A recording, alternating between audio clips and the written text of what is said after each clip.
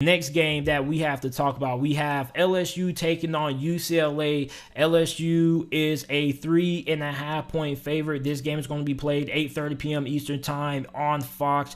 UCLA played last week against Hawaii. They won 44-10. Now, this is supposed to be week 0 of the college football season, and then next week is week 1. So I got a question. Somebody answer this down in the comment section if you're watching this on YouTube. If this is week 0, what was last week? Was that week -1 or what was it? Because I mean, like, if this is week 0 and UCLA and a couple of other teams played last week, what was last week of college football? Week -1, or does that count for week 0 also? I don't really know. Doesn't really have anything to do. I just had a question there about that.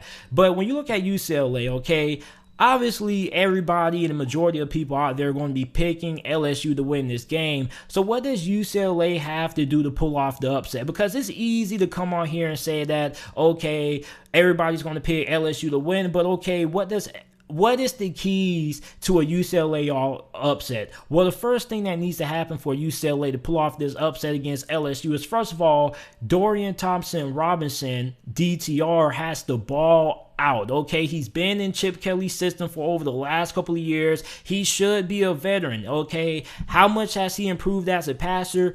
Don't really know, because last week I wasn't really all that sold on his performance against Hawaii. As a matter of fact, UCLA pretty much won that game against Hawaii, just running the football down Hawaii's throats with the running back duo of Zach Charbonnet and Britton Brown. Now, Zach Charbonnet had a monster game last week against Hawaii, 6 carries for 106 rushing yards and 3 touchdowns. And you had Britton Brown, who had 13 carries for 78 rushing yards and a touchdown. When you look at LSU, they had a big problem last year when it came to the run defense, and UCLA so far this year looks like they're a really good running football team. But when you look at Dorian Thompson-Robinson, okay, you have the ability to run with your legs. Chip Kelly can probably use a lot of RPOs and read options, but at the end of the day, I think what's going to come down to deciding this game is going to be if Dorian Thompson-Robinson is a better passer than what he has been in the past, because this is a very good LSU secondary. At least when you look at corner, you probably have the best cornerback duo in all of college football.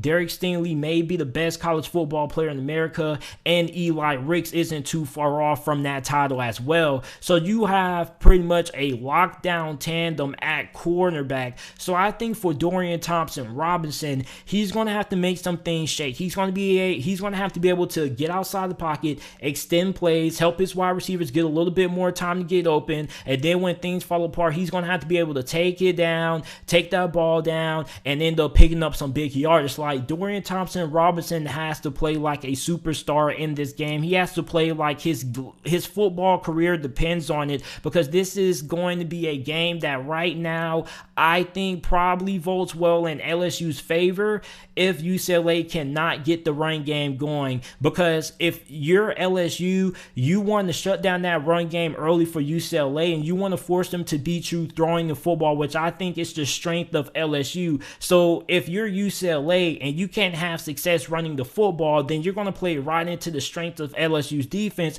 which is their pass rush and how good their cornerbacks are. So if you're UCLA, it's really imperative that you're able to get the run game going. You have a nice duo at running back, but you also have to utilize the legs of Dorian Thompson-Robinson, whether that be read options, design quarterback runs. Dorian Thompson-Robinson is going to have a big day on the ground. He's going to have a big day overall. Now, I don't really know if this passing attack for UCLA is going to be capable of getting the job done against LSU, okay? And I'm not really concerned about the offensive line. I know they do have some talent at wide receiver, but is the talent that UCLA has at wide receiver good enough to get the job done against Derek Stingley and Eli Ricks? I mean, this is the best cornerback duo in America. Derek Stingley is arguably the best player in college football, and Eli Ricks is like a top 10 college football player right now. So that's a really difficult task task that the wide receivers for UCLA are going to be having to be matched up against these two outstanding corners. But the back end, at least when it comes to safety for LSU, is a slight concern.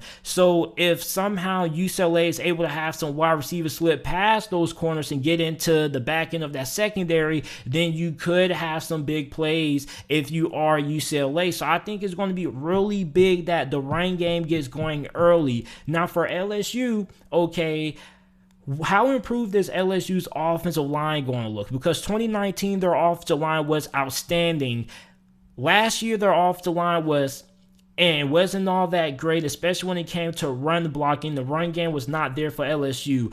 This year, I think the offensive line should be pretty improved this year. They have too much talent to perform the way that they did last season. You're going to have Max Johnson starting at quarterback. I think Max Johnson is really good. He should be able to come in and get the job done. He was really good last year in a few games that he played, led LSU to that upset against Florida. And LSU has a lot of talented wide receivers. Now, you don't have a lot of experienced wide receivers in that room, but you have a lot of young, talented wide receivers right now. Even though you don't really have a lot of vets, you do have a lot of young, great talent there, and great wide receivers come and go out of LSU. LSU pretty much is wide receiver U right now outside of Alabama. So when I look at LSU, okay, you look at UCLA. UCLA's defense it's really good.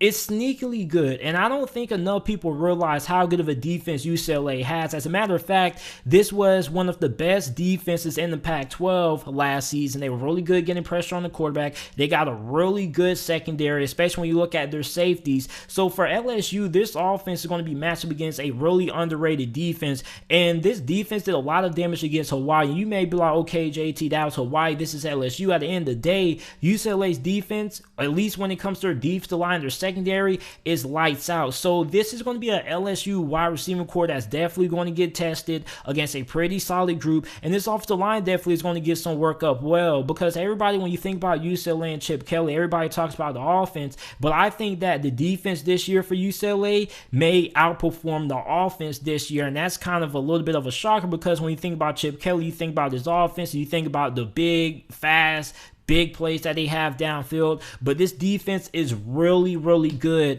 So when you look at UCLA, I mean, if you can get LSU into a situation where, okay, you get down to third down situations, I think that's going to be really important for UCLA's defense. Are you going to be able to get off the field on third down? And if they can do that and they get the ball back to that offense, that could vote well for UCLA. But overall, okay, for LSU, where's the run game going to be? Because the run game wasn't really all that great last year. Now, you do have talent at running back. Nobody's denying that, okay? I don't need none of you LSU fans coming on here in the comment section trying to yell at me. I get it. You don't have to scream at me. I know you have talent in that running back. I'm not denying that. All I'm saying is the run blocking going to be there? Okay, and how improved is the run blocking going to be? We don't really know that. This is going to be a really good test against a really good UCLA defense.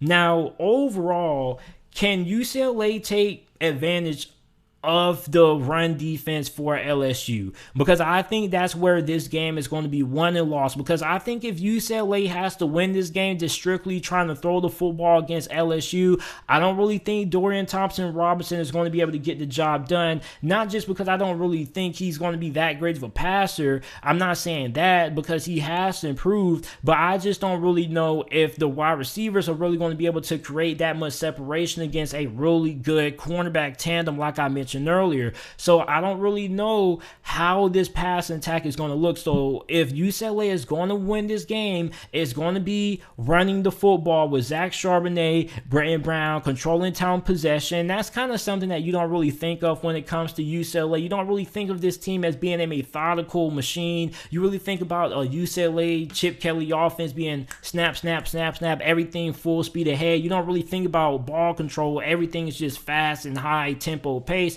But I think for UCLA in this game, I definitely think that run game is going to determine if they win this game or not. So for LSU, like I mentioned earlier, this is a offensive line that should be really good this year, but you're also going against a really good pass rush for UCLA that could cause some problems for Max Johnson and company. Overall, the team that I'm going to pick to win this game, I'm taking LSU to win this game, and I do think they cover. I'm taking LSU to win 38-27 is my final score prediction in this game. Here's why I'm going to take LSU.